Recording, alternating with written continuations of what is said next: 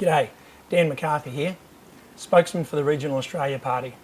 Well, I'm sure you've all heard the shocking news that UNESCO has decided to put the Great Barrier Reef on the World Heritage Endangered list. Not only is UNESCO's opinion here inaccurate in the extreme, it seems quite obviously to amount to nothing more than blatant political propaganda. The reality is the Great Barrier Reef is absolutely spectacular. It's in fantastic shape. It's very healthy and abundant with coral, teeming with fish and other marine life. It's just incredible to see. I speak as someone who's spent over 4,000 days working out on the Great Barrier Reef over the last 35 years. I've seen lots of cycles. I've witnessed lots of die-off and regrowth, which is totally natural. Cyclones, bleaching, crown of thorn starfish are all totally normal, and it's how the reef cycles. They play an essential role in how the reef grows. Coral larvae needs a clean slate, a bare patch if you like, to land on and grow. That's how the reef has grown for thousands of years. Over the last few years we've all heard the lies that the reef is dead and the hysteria at fever pitch. We've heard the so-called expert scientists claiming the reef is 99% dead with their manipulation and flawed rhetoric. In the face of this, I've called out this complete over-exaggeration and false claims being made, and I've said that the reef will come back better and stronger than ever. And here we are, only a few years later. The reef is absolutely brilliant. It's spectacular. There's huge coral cover, a truly vibrant ecosystem, abundant with fish and marine life. It's just incredible. It's thriving.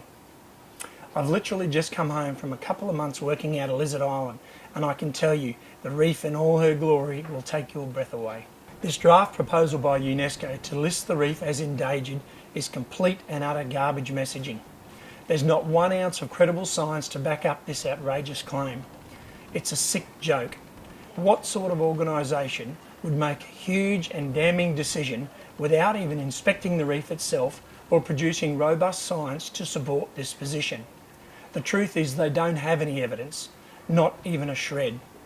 Yet they are on a warpath which will completely destroy the Great Barrier Reef's reputation, and in turn our entire reef tourism industry, and will have a tremendous negative impact on our regional economy. And all thanks to the green extremist ideology and pushing their anti-fossil fuel agenda. It's very interesting that China now chairs the very UNESCO committee that is making these outrageous claims, and China will host the UNESCO meeting next month. We all know that China is by far the world's biggest polluter, yet they have the hide to tell us we need to act on climate change. This is a whole new level of hypocrisy. What also needs to be acknowledged here is that our own governments at state and federal level and many of our local MPs have been in bed with the lies and feeding the lion. Many of our MPs have been complicit in pushing the narrative of the green extremist lies and the dying reef hysteria. Some have even benefited financially through these lies. But now the chickens are coming home to roost.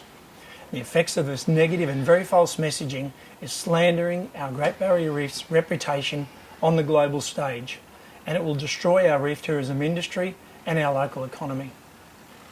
Quite frankly, UNESCO's opinion and recommendations lack any credibility and aren't worth the paper it's written on.